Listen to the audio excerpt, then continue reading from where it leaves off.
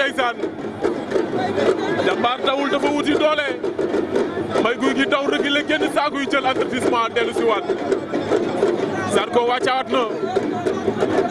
Zarko wàccaat na Zarko wàccaat na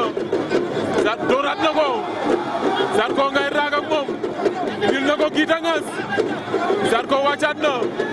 Gouy Gui dëggal na boppam Mbaye Gouy Gui Mbaye Gouy Gui fayu na léegi waaye dalul attention Zarko daan na ko la ilaha illallah